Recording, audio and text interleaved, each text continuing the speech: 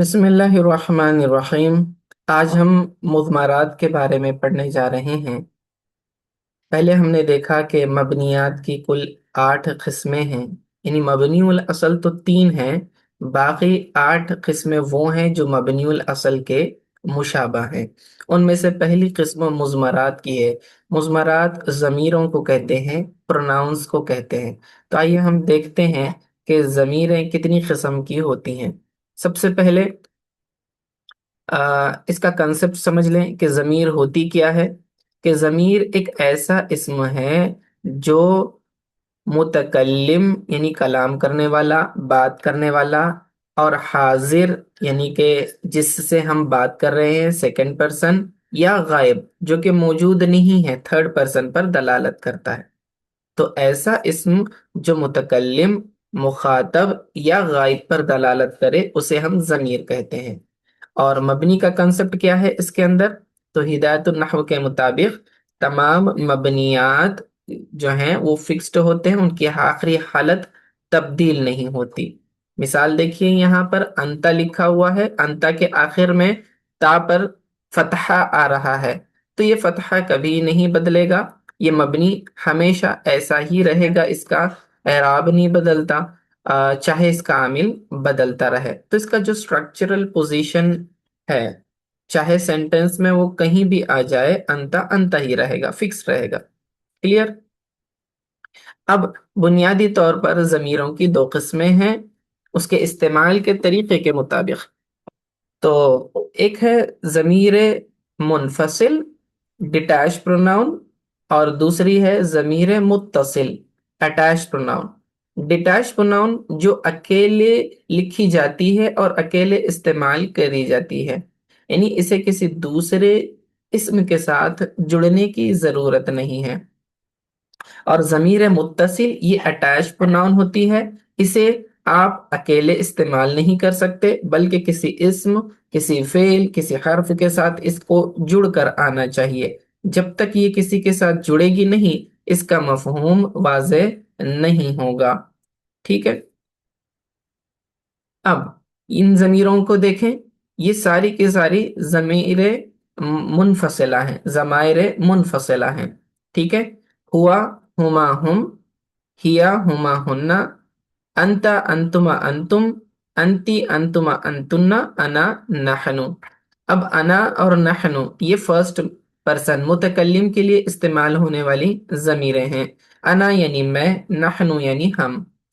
اسی طرح دیکھیں سیکنڈ پرسن کے لیے استعمال ہونے والی انتا تو، انتی یہ مؤنث کے لیے تو، انتما تم دونوں، انتم تم سب مذکر کے لیے، انتی تو ایک، انتما تم دونوں، انتنا تم سب یہ مؤنث کے لیے۔ یہ سیکنڈ پرسن یعنی مخاطب جس سے آپ خطاب کر رہے ہو، تو مذکر مؤنث میں نے دونوں ذکر کر دیے۔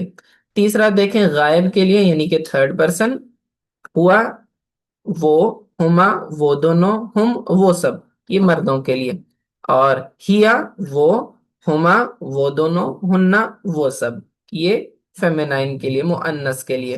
تو اس طرح سے آپ نے دیکھا یہاں پر کہ first person, second person and third person تینوں پر یہ اسم الگ الگ دلالت کرتے ہیں۔ تو اسی لیے ہم کہتے ہیں ضمیر کی تعریف میں کہ ضمیر ایک ایسا اسم ہے جو حاضر، جو متکلم، حاضر اور غائب کے اوپر دلالت کرتا ہے۔ اب یہ تمام ضمائر منفصلہ ہیں، یعنی کہ یہ جڑے ہوئے نہیں ہیں، انڈیپینڈنٹلی آپ اس کو استعمال کر سکتے ہیں۔ مثلا آپ اسے مبتدا کے طور پر بھی استعمال کر سکتے ہیں۔ آپ کہتے ہیں ہوا زیدون یا ہوا ولدون، وہ لڑکا ہے۔ ٹھیک ہے؟ اب وہ لڑکا ہے جب کہا تو ہوا مبتدا بنا دیا آپ نے، ولدن کو اس کی خبر بنا دیا۔ ٹھیک ہے؟ اور مبتدا مرفوع ہوتا ہے تو رفع والے مقام پر آیا ہے۔ تو یہ تمام ضمائر منفصلہ فی الحال اگر مبتدا کے طور پر استعمال کریں گے تو یہ مرفوع رہیں گے، حالت رفعی میں رہیں گے، لیکن ان پر چونکہ مبنی ہونے کی وجہ سے اعراب ظاہر نہیں ہوتا تو ہم کہتے ہیں یہ مرفوع محلن ہے، یعنی جگہ کے اعتبار سے یہ مرفوع ہے۔ جگہ کے اعتبار سے کیوں؟ کیونکہ مبنی پر تو اعراب ظاہر ہوتا نہیں ہے، تو پھر آپ اس کا اعراب کیوں بتلا رہے ہیں بھئی؟ اگر وہاں مبنی نہ ہوتا، کوئی معرب کلمہ ہوتا اس مقام پر تو ضرور اس کا اعراب ظاہر ہو جاتا۔ ठीक है। हुआ वलदुन की जगह अगर मैं कहता जईदुन वलदुन, तो देखो जैद के ऊपर तो रफा जाहिर हो गया। ठीक है। तो इसीलिए हम कहते हैं कि मबनी जिस मकाम पर बैठा है सेंटेंस के अंदर, उस मकाम के एतबार से वो रफा वाला है, तो ये मरफू जमीरें कहलाती हैं। ठीक है। अब जमीर मुत्तसिल की बात करते हैं, अटैच प्रोनाउन। तो ये जमायर मुत्तसिला ये जुड़कर आती हैं, हमने बतलाया। कभी ये मरफू होंगी जी, कभी मंसूब होंगी जी, और कभी मजरूर होंगी। तो ये डिपेंड करता है कि ये किसके साथ जुड़कर आ रही हैं। अगर किसी हर्फ के साथ जुड़कर आ जाएं जमीर, जैसे कि हुरूफ जारा के साथ, तो ये मजरूर होगी। जैसे मैं कहता हूं फी ही, तो फी हर्फ जर है, हा उसके साथ आएगी, तो फिर ये क्या बनेगा, मजरूर जमीर कहलाएगी, मजरूर महल्लन। जबकि दीगर सूरतें, जैसे सूर्य फातिहा में हम कहते हैं इय्याका नअबुदु व इय्याका नस्तईन, हम तेरी ही इबादत करते हैं। इय्याका, इय्याका में जो काफ जमीर है, ये जमीर मुत्तसिल है, जुड़कर आई है। ठीक है। और ये मुखातब की जमीर है।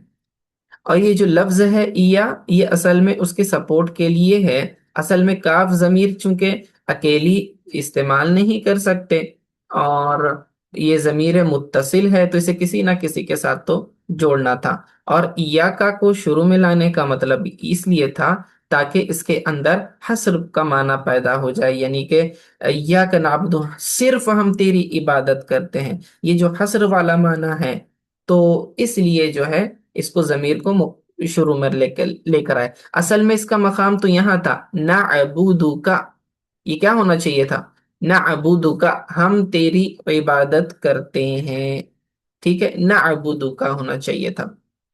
लेकिन उस काफ जमीर को जो है शुरू में लेकर आए हैं, लेकिन अब काफ जमीर है और वो अटैच प्रोनाउन है, अकेले तो नहीं ला सकते थे, तो ईया लफ्ज को साथ में ताकीद के लिए लाया गया फिर। ठीक है। तो ये भी एक मिसाल हो गई। अब देखें, ये जमीर जो है ये मफऊल के मकाम पर है। मफऊल के मकाम पर है। नअबुदु, हम इबादत करते हैं, तो इबादत करने वाले हम हुए, तो इबादत करना फेल, और हम जो है फाइल हुए। और किसकी हम इबादत कर रहे हैं, अल्लाह रब्बुल इज्जत की। तो ये काफ जमीर अल्लाह ताला की तरफ इशारा करती है, तो ये मफऊल बनेगी। ठीक है। अब मफऊल है तो आपको मालूम है कि वो मंसूब होता है, तो इसीलिए हम कह सकते हैं कि ये जमीर मंसूब महल्लन है। मंसूब क्यों, क्योंकि मफऊल के मकाम पे है। महल्लन क्यों, क्योंकि ये मबनी है। ठीक है। अब मजीद मिसालें देख लीजिए यहाँ पर। तीन तरह से, जैसे कि मैंने कहा जमीर मुत्तसिल कभी हर्फ के साथ जुड़ सकती है, कभी फेल के साथ, और कभी इस्म के साथ। तो सबसे पहले हर्फ की तरफ देख लें। ठीक है। जैसे कि लाम जार्रा है, लाम का मतलब जो है के लिए, हम्म, के लिए का माना होता है। तो अब देखें, हम जमीर ये क्या है हमारी, ये अटैच प्रोनाउन है, तो अब लाम के साथ अगर हम जुड़ा दें तो क्या बनेगा, लहुम। क्या बनेगा, लहुम। अब ये लहुम का क्या माना होता है, उन सब के लिए, उन सब के लिए। ठीक है, लहुम। अब लाम हरफ जर है, और हम जमीर उसके साथ जुड़कर आई है। और आपको पता है कि लाम या हरफ जारा अपने बाद वाले इसम को मजरूर बना देता है, तो ये हम जमीर ये मजरूर कहलाएगी। लेकिन मजरूर मकाम के एतबार से, महल के एतबार से है, क्योंकि मबनी के ऊपर एराब तो जाहिर नहीं होता। आप ऐसा नहीं कर सकते हम की मीम को नीचे जेर दे दें, इस तरह तो आप नहीं कर सकते। तो ये लहुम में यहाँ पर हम जमीर ये मजरूर है, और महल के एतबार से मजरूर है। ठीक है। तो लाम हरफ जर, हम जमीर मजरूर महल्लन होगी। तो देखें, इस मिसाल के अंदर आपको वाज़ेह हो गया कि जमीर, जमीर मुत्तसिल हर्फ के साथ भी जुड़कर आती है। दूसरी मिसाल देखें, इस्म के साथ जुड़कर आने वाली मिसाल, लफ्ज किताब के साथ हम जोड़ते हैं। अब हा जमीर अगर हम जोड़ें किताब के साथ, तो क्या बनेगा, किताबुहु। کتابہ، اب اس مثال میں آپ دیکھیں کہ جب کبھی کسی اسم کے ساتھ ضمیر متصل آ جائے تو وہ آپس میں مضاف مضافن الیہ بن جاتے ہیں، ٹھیک ہے؟ تو دیکھیں یہاں ہمارا اسم کیا ہے؟ کتاب، اور ہماری ضمیر کون سی ہے؟ ہو ضمیر یا ہا ضمیر کہہ لیں آپ، تو وہ اس کے ساتھ جڑ کر آئی ہے۔ تو اب لفظ کتاب مضاف ہوگا اور یہ ہماری ضمیر مضاف الیہ ہوگی، اور جو مضاف الیہ ہوتا ہے اس کا اعراب تو مجرور ہوتا ہے، تو ہم یہ کہہ سکتے ہیں کہ یہ ضمیر مجرور ہے، محل کے اعتبار سے مجرور کیوں؟ کیونکہ مضاف الیہ ہے، اور مضاف الیہ کا اعراب جر والا ہوتا ہے، اور محلن کیوں؟ محلن اس لیے کیونکہ یہ مبنی ہے، اس کے اوپر اس کا جر ظاہر نہیں ہوگا، ٹھیک ہے؟ تو کتابہ، اس کی کتاب، اس کی کتاب، تو یہ پوزیسو کمپاؤنڈ بن جائے گا، ٹھیک ہے؟ یہ قاعدہ ہمیشہ یاد رکھنا کہ جب کبھی ضمیر متصل کسی اسم کے ساتھ آ جائے جڑ کر، تو پھر وہ آپس میں مضاف مضاف الیہ بنتے ہیں، یعنی آپ نے اس اسم کو مضاف بنانا ہے، ضمیر کو مضاف الیہ بنانا ہے، ٹھیک ہے؟ کلیئر ہو گیا؟ دیکھیں اس صورت میں بھی ضمیر کیا ہے؟ یہاں پر مجرور ہے۔ اگلی مثال دیکھیں، فعل کے ساتھ ضمیر متصل کیسے جڑ کر آتی ہے؟ جیسے کہ نصر فعل ہے، ہم نصر فعل ہے، نصر کا معنی اس نے مدد کی، میں کہتا ہوں نصر تو، کیا کہتا ہوں؟ نصر تو جب میں نصر تو کہوں گا تو اس کا کیا معنی ہوگا؟ نصر تو ہونا چاہیے، ہاں؟ تو نصر تو کا کیا معنی؟ میں نے مدد کی، کیا؟ میں نے مدد کی، بھئی کس کی مدد کی؟ کا کاف ضمیر ہم اس کو جوڑ رہے ہیں، میں نے تیری مدد کی، کاف ضمیر، نصر تو کا، میں نے تیری مدد کی، تو دیکھو نصرہ فعل، مدد کرنے والا میں، تون ضمیر اس کے اندر کیا ہے؟ فاعل ہے۔ اب دیکھیں یہ بھی ایک ضمیر ہے، جی، نصر تو کے اندر تون ضمیر، یہ بھی ایک ضمیر ہے، اور یہ فاعل بن کر آ رہی ہے، ناصرہ فعل ہے، تون ضمیر اس کا فاعل ہے، اور فاعل کا اعراب کیا ہوتا ہے؟ حالت رفعی میں ہوتا ہے، برابر؟ تو نصر تو میں تون ضمیر مرفوع محلن اس کا فاعل ہے، مرفوع کیوں؟ کیونکہ یہ فاعل بن رہا ہے، اور محلن کیوں؟ کیونکہ یہ مبنی ہے، ٹھیک ہے؟ نصر تو کے آگے ہم نے ایک اور ضمیر کو جوڑ دیا ہے، کاف ضمیر، نصر تو کا، میں نے تیری مدد کی، ٹھیک ہے؟ تو دیکھیں نصرہ ورب ہے، اور تون ضمیر یعنی میں کیا ہوں؟ ام، مدد کرنے والا فاعل ہوں، اور کس کی مدد کی؟ وہ مفعول ہوگا، تو کاف ضمیر یہاں پر مفعول ہے، ٹھیک ہے؟ تو اب ہم یہ کہہ سکتے ہیں کہ یہ ضمیر منصوب محلن ہے، منصوب کیوں؟ کیونکہ یہ مفعول بن رہا ہے، اور محلن کیوں؟ کیونکہ یہ مبنی ہے، سمجھ میں آ گیا؟ تو نصر تو کا، میں نے تیری مدد کی، تو خلاصہ کلام یہ کہ ضمیر متصل یا تو مرفوع ہوگی، یا تو منصوب ہوگی، یا مجرور ہوگی، ٹھیک ہے؟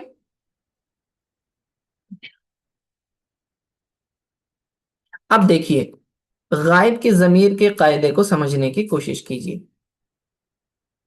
یاد رکھنا کہ ضمیر جب بھی ہم غائب کی استعمال کرتے ہیں تو اس کے مرجع کی طرف ہمیں اسے لوٹانا ہوتا ہے۔ یہ مرجع کیا ہوتا ہے؟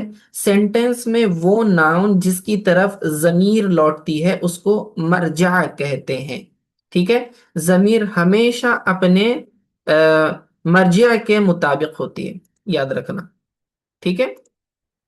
ضمیر ہمیشہ اپنے مرجع کے مطابق ہوتی ہے۔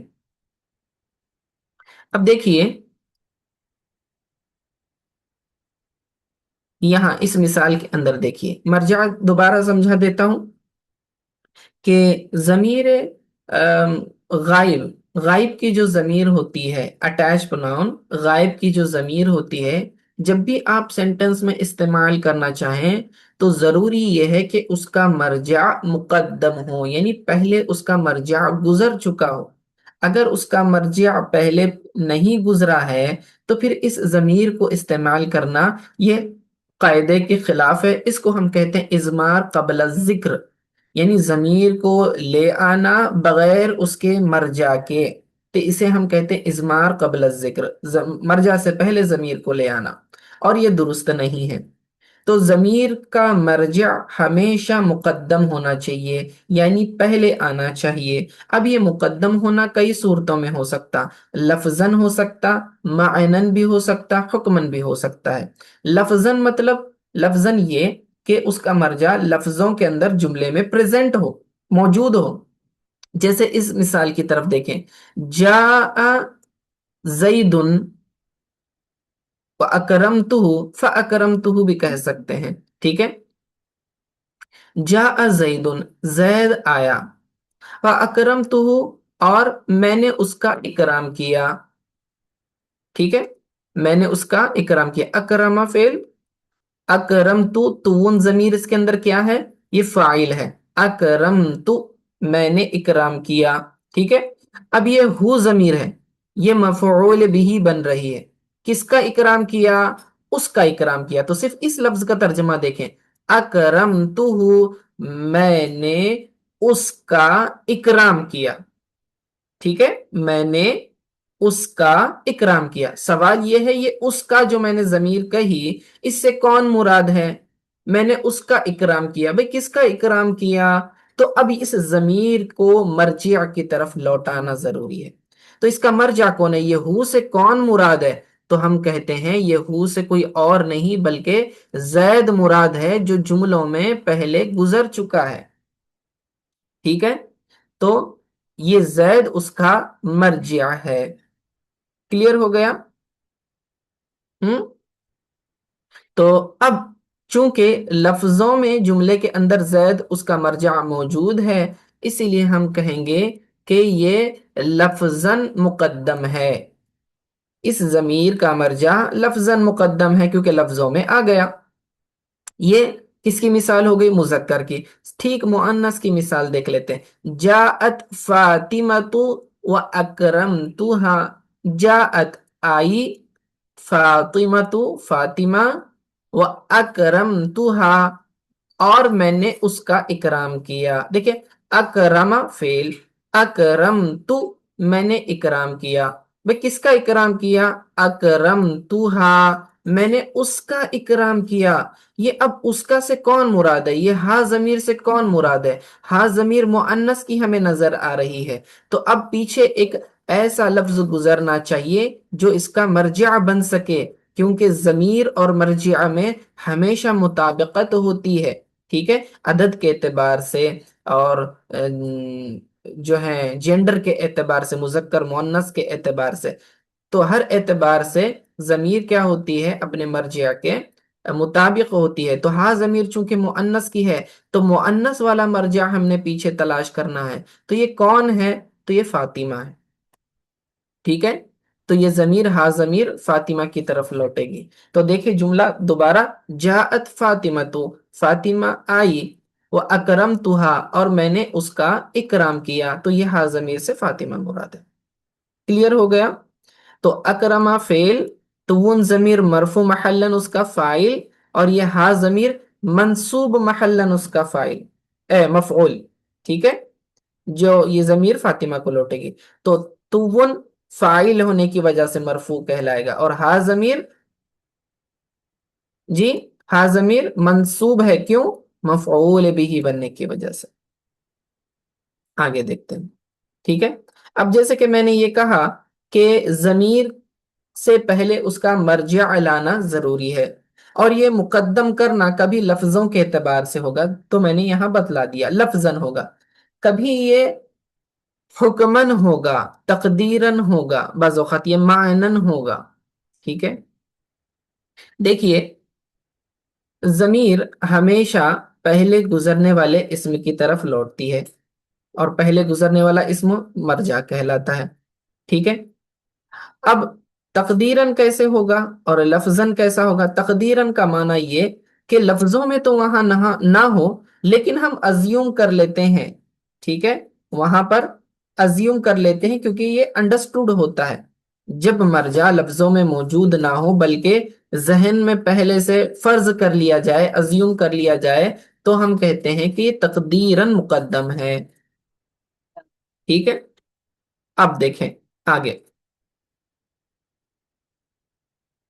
یہ مقدم کرنے کی مختلف صورتیں بتا رہے ہیں، دیکھیے لفظن کی پہلے مثال دیکھیں، ہم ضربا زید غلامہ،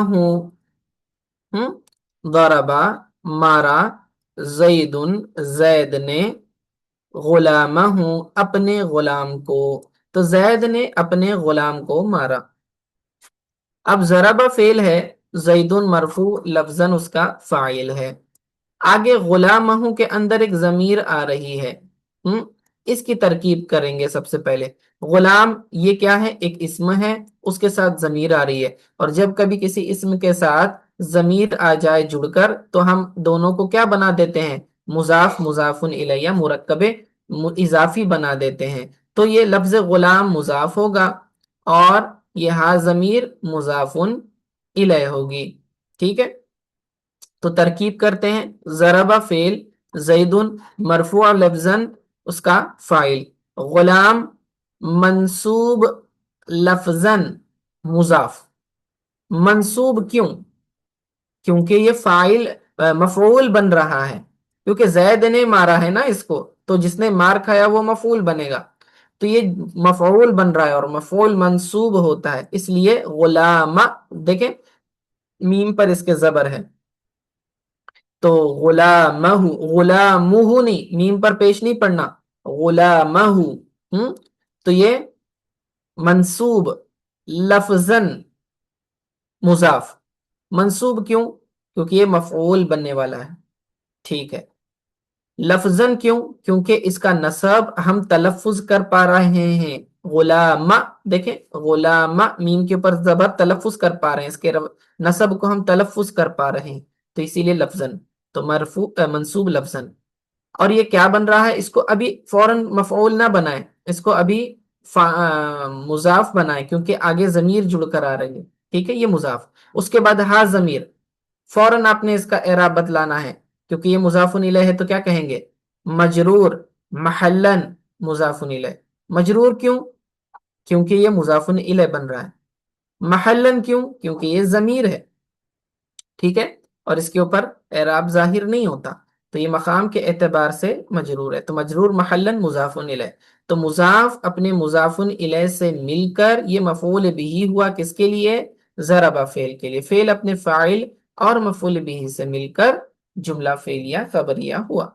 تو دیکھا آپ نے، یہ ہو ضمیر جو ہے یہ زیدن کی طرف لوٹ رہی ہے، یہ زیدن اس کا مرجع ہے، تو ہم کہیں گے کہ یہاں پر اس ضمیر کا مرجع لفظاً مقدم ہے، کیا ہے؟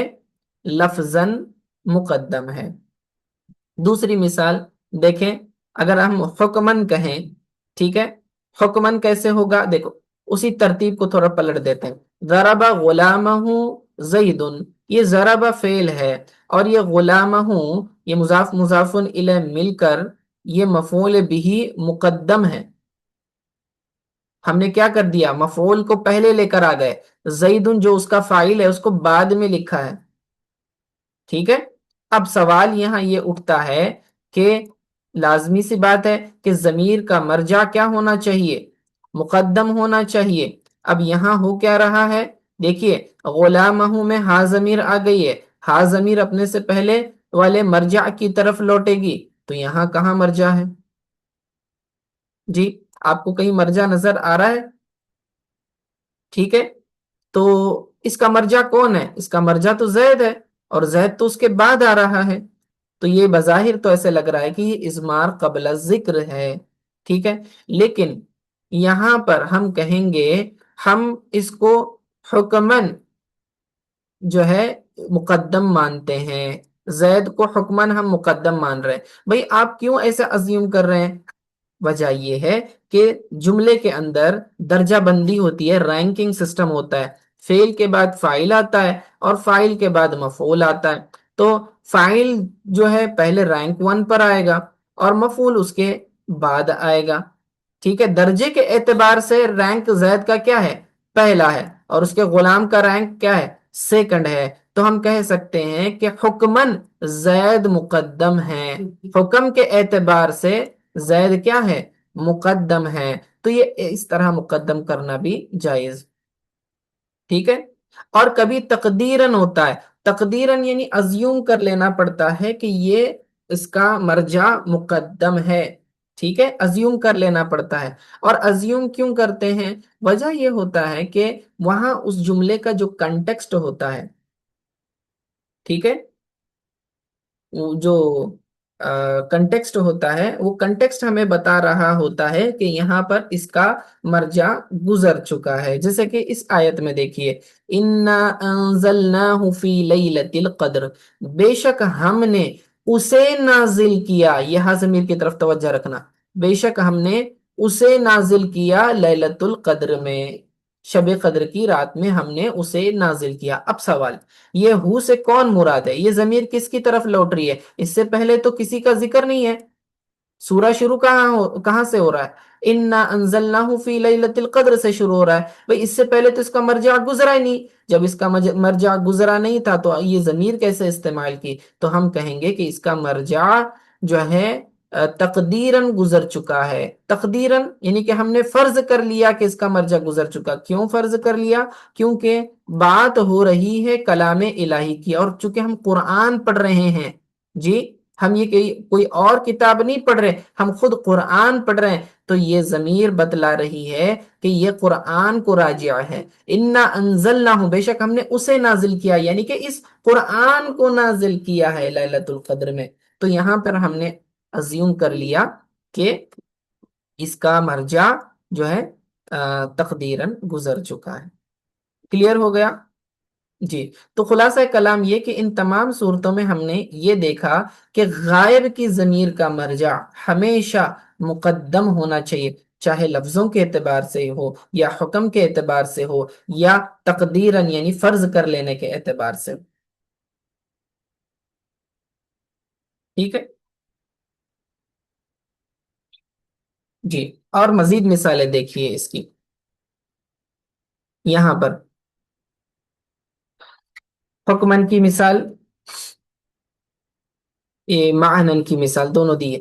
جب ضمیر لفظ کے بجائے اس کے معنی یعنی معنی کی طرف لوٹتی ہے تو اسے ہم کہتے ہیں کہ اس کا مرجع مقدم ہے معنی کے اعتبار سے، ٹھیک ہے، معنی کے اعتبار سے۔ اچھا، اب یہ مثال دیکھیں، جاء القوم فاکرمتہم،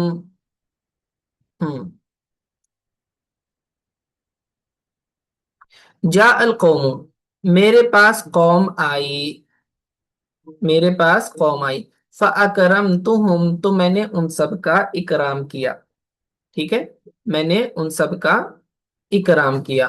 تو اب دیکھیں یہ قوم تو ایک واحد آپ کو نظر آ رہا ہے لفظ، جی، اور ہم ضمیر تو جمع کی ہے، ہم ضمیر کیا ہے؟ جمع کی ہے، لیکن آپ کو پتا ہے کہ ضمیر اور اس کے مرجع میں کیا ہونا چاہیے؟ مطابقت ہونی چاہیے نا، برابر، عدد کے اعتبار سے، جنس کے اعتبار سے۔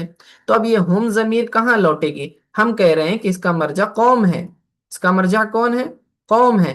قوم تو واحد کلمہ نظر آ رہا ہے، جمع تو نظر نہیں آ رہا، لیکن ہم کہیں گے کہ دیکھو قوم جو بنتی ہے یہ افراد سے بنتی ہے، ایک آدمی کو تو قوم نہیں کہتے، یعنی کہ بہت سارے افراد مل کر ایک قوم بنتی ہے۔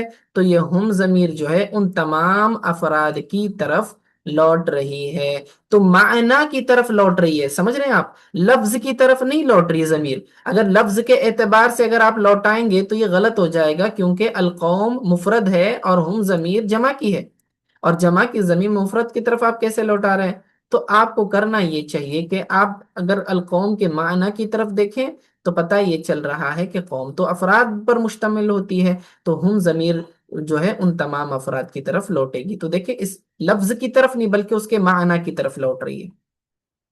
حکمن، حکمن کا کیا معنی؟ ابھی میں نے جیسے کہ ذکر کیا کہ رینکنگ سسٹم، کہ جملے کے اندر جو ہے مبتدا کا درجہ کہاں ہے؟ جملہ اسمیہ میں مبتدا کا درجہ پہلے ہے اور خبر کا درجہ بعد میں ہے، جملہ فعلیہ کے اندر فاعل کا درجہ پہلے ہے اور مفعول کا درجہ بعد میں. تو ہم نے جملے فعلیہ کی مثال دیکھی تھی، اب جملے اسمیہ کی مثال دیکھتے ہیں. فی دارہ زیدن، اس کے گھر میں زید ہے. ٹھیک ہے. فی دارہ، فی میں، دارہ، دارہ اس کے اپنے گھر میں. کون ہے؟ زید ہے. تو زید اس کے اپنے گھر میں ہے، یہ مطلب ہوا. اب دیکھیں، زیدن فی داری ہی ہونا چاہیے تھا. کیا ہونا چاہیے تھا؟ زیدن فی داری ہی، زید اپنے گھر میں ہے، تو ہم زید کو مبتدا بنا دیتے جی، اور باقی فی داری ہی کو اس کی خبر بنا دیتے. لیکن اب ہو کیا رہا ہے، فی داری ہی کو پہلے مقدم کر دیا. اور ایسا کیوں کرتے ہیں؟ تاکید پیدا کرنے کے لیے معنی کے اندر. تو فی داری ہی کو مقدم کر دیا، زید ان کو مؤخر کر دیا. تو ترکیب میں ہم کہیں گے کہ فی داری ہی خبر مقدم ہے اور زید مبتدا مؤخر ہے جی. اب سوال، داری ہی کے اندر یہ جو ضمیر آ رہی ہے، ہا ضمیر، یہ اس کے مرجع کی طرف لوٹنا چاہیے. اس کا مرجع کہاں ہے بھئی؟ جملے کے اندر دیکھیں گے تو یہاں پر تو اس کا کوئی مرجع نظر نہیں آ رہا جی. اصل میں تو یہ زید کی طرف لوٹ رہی ہے، اور زید تو جملے کے اندر بعد میں آ رہا ہے. تو پھر ہم کہیں گے کہ یہاں پر زید اگرچہ کے لفظوں کے اعتبار سے جملے کے اندر مؤخر ہے، بعد میں آ رہا ہے، لیکن اس کے حکم کے اعتبار سے یہ مقدم ہے. کیوں؟ کیونکہ مبتدا کا درجہ کیا ہوتا ہے؟ مقدم ہوتا ہے. اسی وجہ سے ہم کہیں گے کہ یہ رینک 1 پر ہے اور یہ ہا ضمیر اس کی طرف لوٹ رہی ہے. تو یہ بھی جملہ کہنا درست کہلائے گا. ٹھیک ہے.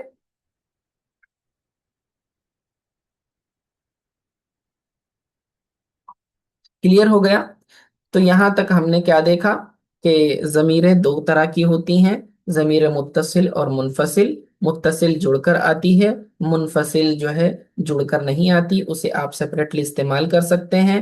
منفصل ضمیر مرفوع بھی ہوتی ہے، منصوب بھی ہوتی ہے، لیکن وہ مجرور نہیں ہوتی. جبکہ جو متصل ہوتی ہے وہ مرفوع بھی ہو سکتی ہے، مجرور بھی ہو سکتی ہے، اور منصوب بھی ہو سکتی ہے. پھر ہم نے یہ بھی دیکھا کہ جو غائب کی ضمیر ہے اس کے مرجع کو تلاش کرنا ضروری ہے، اور وہ جملے میں اس ضمیر سے پہلے آنا ضروری ہے، مقدم ہونا ضروری ہے. ٹھیک ہے. اور وہ مقدم ہونا چاہے لفظوں کے اعتبار سے ہو، یا معنی کے اعتبار سے ہو، یا حکم کے اعتبار سے ہو، یا تقدیر یعنی فرض کر لینے کے اعتبار سے ہو، تمام صورتوں میں یہ کوئی بھی صورت چل جائے گی، بس مقدم ہونا چاہیے. ٹھیک ہے. اور مرجع یاد رکھیں، صرف غائب کی ضمیر کا تلاش کیا جاتا ہے. مخاطب اور حاضر جو متکلم ہے اس کی ضمیر کا مرجع تلاش کرنے کی آپ کو ضرورت نہیں ہے. کیوں؟ کیا وجہ ہے؟ وجہ سمجھنے کی کوشش کیجئے. دیکھیے، میں کہتا ہوں انا مسلم، میں مسلمان ہوں. بھئی یہ انا ضمیر جو ہے یہ میں متکلم کے لیے، خود کے لیے استعمال کر رہا ہوں. بھئی اس انا میں کوئی ابہام ہے کہ میں جب کہوں گا میں مسلمان ہوں تو یہ میں کہنے میں مجھے کوئی شک ہے؟ نہیں. کیوں؟ کیونکہ وہ کلام کرنے والا اپنے آپ سے زیادہ واقف ہوتا ہے. اسی طرح جب میں کسی سے خطاب کر رہا ہوتا ہوں، میں کہتا ہوں انت مسلم، تو مسلمان ہے، تو جب میں جس سے خطاب کر رہا ہوں انتا کہنے میں مجھے کوئی شبہ ہے نہیں، کیونکہ میں جس پرسن کی طرف اس ضمیر کا استعمال کر رہا ہوں وہ خود موجود ہے، میں اسے دیکھ رہا ہوں. انت مسلم. ٹھیک ہے. تو اس میں بھی کوئی ابہام نہیں ہے کہ انتا سے کون مراد ہے، انا سے کون مراد ہے. تو متکلم اور حاضر مخاطب، ان کے ضمیروں میں کوئی ابہام نہیں ہوتا، کوئی ڈاؤٹ یا کنفیوژن نہیں ہوتا. ابہام رہتا ہے غائب کی ضمیر میں. جب کبھی ہم غائب کی ضمیر استعمال کریں گے تب یہ کنفیوژن اور سوال اٹھتا ہے کہ یہ غائب سے کون مراد ہے. اسی لیے پھر اس کے مرجع کی طرف لوٹانا پڑتا ہے تاکہ پتہ چلے کہ اس ضمیر سے اصل پرسن کون مراد ہے. سمجھ میں آئی بات؟ تو ضمیر کا مرجع صرف غائب کا تلاش کیا جاتا ہے، حاضر کا اور متکلم کا تلاش نہیں کیا جاتا. چلیے بس یہیں پہ ختم کرتے ہیں. وصلی اللہ تعالی علی خیر خلق محمد وآلہ وصحبہ اجمعین برحمتک یا